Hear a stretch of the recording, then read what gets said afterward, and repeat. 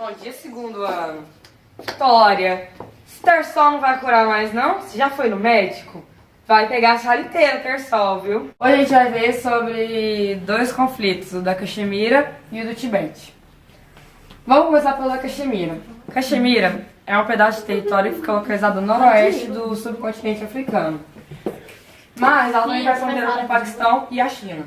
Isso causa muitos conflitos por causa de território e por causa de religião. Em parte da religião é por causa do islamismo, que gera o terrorismo, que atua na região, e o Paquistão ele quer um pedaço da Caxemira, que tecnicamente ele já influencia sobre ela e é chamado de Caxemira Livre.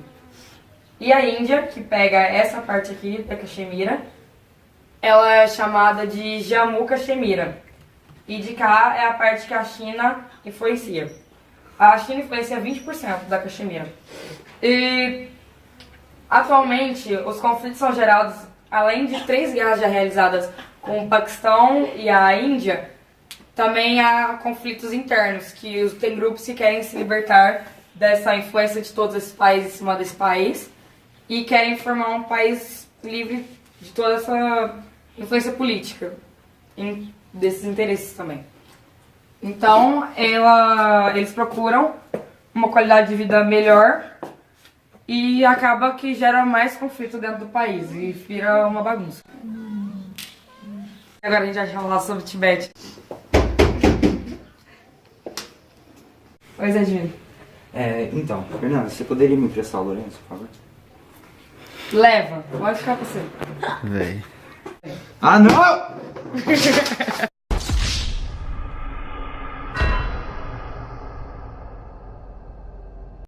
Agora a gente vai ver, depois da interrupção, sobre o Tibete, né? Gente, alguém faltou? Márcio. Ah, sim. O Tibete foi invadido pela China durante a dinastia Qing. E ele foi ocupado por 40 anos. O líder dele é... Idi Amin Dada. Não. O Dalai Lama. Certo. Só que Dalai Lama, o 13º Dalai Lama, declarou a independência do Tibete em 1903. Os países que ficam ao redor do Tibete são Índia, Butão, Nepal e China. Ele fica exatamente no meio da Ásia. Agora a gente vai ver um vídeo sobre os conflitos e depois eu vou fazer algumas perguntas. Em meio às piores tensões em décadas entre a Índia e o Paquistão, sobre a disputada região da Caxemira, milhares foram às ruas do lado paquistanês da fronteira nesta segunda-feira para participar do Black Day, uma comemoração do início do conflito em 1947. Este ano, a data teve uma relevância especial depois que tropas paquistanesas e indianas trocaram tiros na fronteira no início deste mês, matando cerca de 1 dúzia de civis de ambos os lados e forçando dezenas de milhares de pessoas a fugir de suas casas.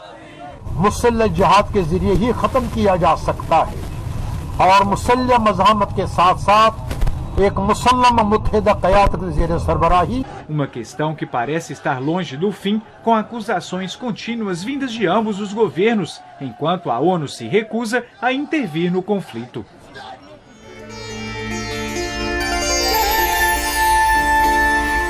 Alinhado entre a China e a Índia, o Tibete fica situado na região conhecida como o Telhado do Mundo. Localizado em um planalto, ele é separado do Nepal e da Índia pelos Himalaias e da China pelas montanhas Konlong.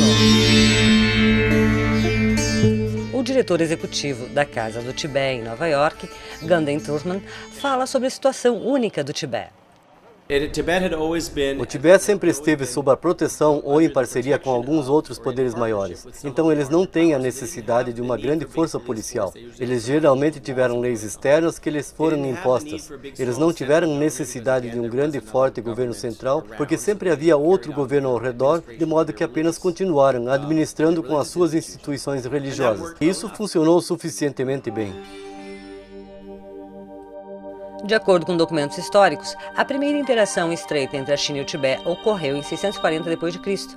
Foi quando o rei tibetano Songtsen Gampo casou com a princesa Wensheng, sobrinha do imperador chinês Taizong, da dinastia Tang. O casamento formou uma ponte entre as duas culturas e fortaleceu o vínculo entre os dois países. O Tibete estabeleceu laços mais estreitos com a China durante a dinastia Yuan, entre os anos 1271 e 1368, quando o Império Mongol conquistou o Tibete e, mais tarde, a China. A conquista lhe tirou seu antigo sistema de reis e da nobreza e esse tipo de coisa. Ela mudou sua ordem social muito dramaticamente, é claro, como em todas as conquistas, todas as invasões fazem isso. Os mongóis, por qualquer razão, decidiram que o budismo tibetano seria a religião do Estado. Assim, o Tibete tornou-se o Vaticano do Império Mongol. Os mongóis provocaram mudanças duradouras na história do Tibete. Os ajustes adicionais feitos pelos mongóis se traduziram em colocar os religiosos como responsáveis por esse território. Então eles colocaram os religiosos como responsáveis pela área tibetana dentro do Império Mongol. Depois disso, por diversas razões, os tibetanos mantiveram mais ou menos esse sistema. O Tibete tornou-se conhecido como uma das 13 províncias da China sob o domínio mongol, e os tibetanos produziram uma enorme influência na corte imperial. Quando a dinastia Yuan desabou, o Tibete reafirmou sua independência. Nessa época é que o título de Dalai Lama foi conferido a líderes espirituais tibetanos.